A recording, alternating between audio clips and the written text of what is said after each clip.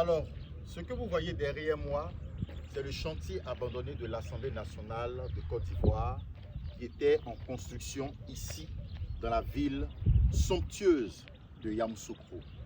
Aujourd'hui, plusieurs observateurs et la plupart des Ivoiriens, y compris le gouvernement, tout le monde s'accorde à dire qu'il faut décentraliser la ville d'Abidjan, qui est aujourd'hui devenue une ville beaucoup trop chargée, une ville qui n'est pas du tout productive. Alors, qu'est-ce que vous pensez du fait que ce chantier ait été abandonné? Je rappelle que Yamoussoukro est la capitale politique de la Côte d'Ivoire.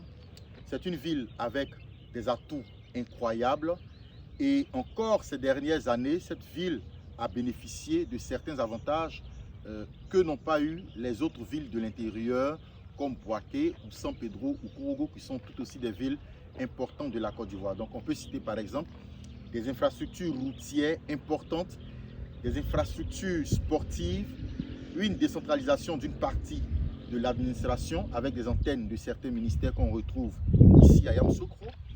On a également le fait que c'est une ville scientifique avec d'excellentes écoles au niveau du secondaire comme au niveau de l'enseignement supérieur avec la mythique école, donc l'Institut national polytechnique de Yamoussoukro.